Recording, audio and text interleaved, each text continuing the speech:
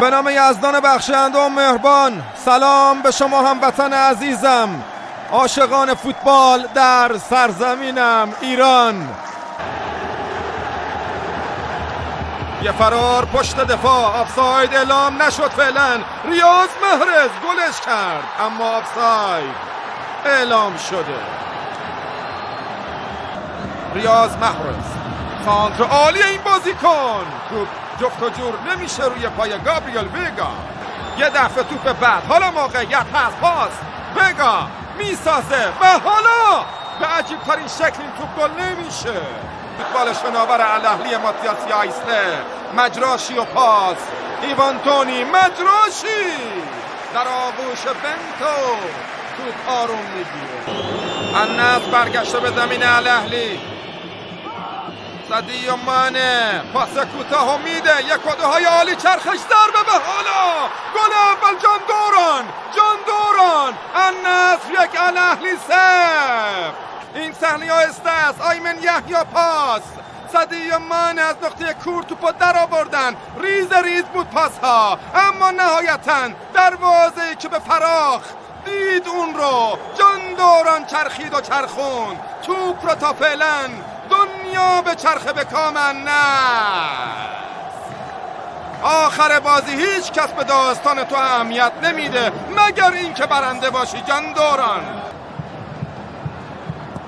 سانتر گالنو، تعارف دفاع النصر و ریباندی که حالا توپ با کمک بنتو به تیر افقی میگیره و برمیگرده.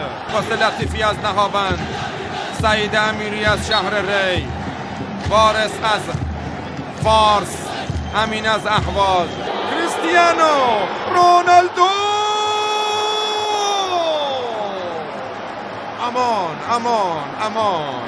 امان از این توپی که نخواست میل به گل شدن داشته باشه.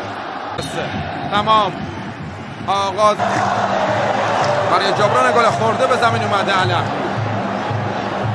مجراشی که یک کارت زردم داره. حالا پشت محوطه جریمه النصر، یک کده خوب و نهایتا دفع ناقص، حالا دروازه باز میشه، یک مساوی میشه حساب کار. علی مجراشی پشت محوطه جریمه این پاس رو دادن به جبهه راست و سپس دفع ناقص از سالم نجدی و پشت پای به موقعی از علی مجراشی هوشمندانه کار کرد و بنتو هم فریبش رو خورد. گل جان دوران سریع در نیمه دوم پاسخ داده میشه. این شرایط پیراهن علی لاجمی رو کشیده نمیذاره بازی کنه. خط دفاعی النصر آزادانه عمل کنه.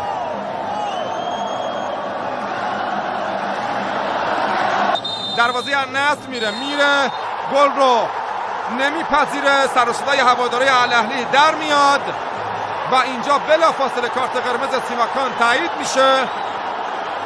بازی همون یکیچ النصر میمونه. 16مین باخت الاهلی تحت هدایت اشیا به سمت تیم 10 نفره میره برای گل دوم. دوران پاس نداد، حالا این ضربه ناگهانی است، بروزوویچ کورنر. جدال 6 امتیازی رو داره میبره النصر. یه فرصت وگا سانت، حالا سر و گل یک مساوی. ایوانتونی وگا سانتر انجام داد، پرواز ایوانتونی و ضربه سر او بالاتر از مدافعی.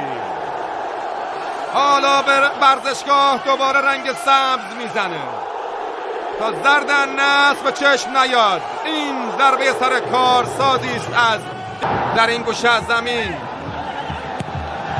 علی الحسن پاس میده و این ضربه گل دوم یا نه؟ حالا گل دوم 10 نفر آیمن یحیی. الاهلی دوباره خوابش برد.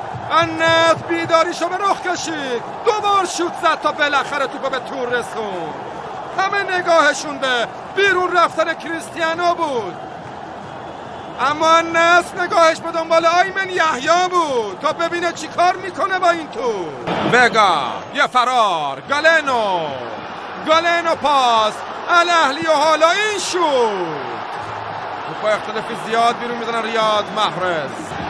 توپ رو با یه دیدنی از بروزوویچ. جان دوران دریبل دو طرفه. جان و جان دوران. من دلم پر میزنه برای دیدن تصویر آهستش. ماجرا از زمین النصر شروع شد. جان دوران اینجا پاش رو گاز نبود و بعد ناگهانی صفر تا صدا پر کرد و به چشم برهم زدنی توپو در قاب دروازه قرار داد. الان از دیدن هنرش سیر نمیشن هوادارای النصر. جان دوران پلنگ سیاه، جان دوران فاتح قلب ها، جان دوران مرد میدان. سانتر مجراشی تند و تیز و حالا بنتو ریبان برمیگردونن. وگا اوتش کرد. نبید میخوان اختلافو کمتر کنن، هر چیزی ممکنه. توپ میل به دروازه داره اما بنتو میل به گل خوردن نداره. بنتو و حالا گل. 3-2 حساب کار برگشتن. نبید شوت اول رو با این شدت مهارش کرد بنتو و بعد در برگشت دوباره خروج کرد اما بی خیال نشدن. ضربه اول از فهد الرشیدی و سپس پسران یایسله رسیدن به گل دوم با نبید. 3-2. بنتو توپو گم کرد، نمیدن بهش. وگا شوت نزد، پاس میدن رشیدی و بنتو و سوت پایان بازی رو میزنه.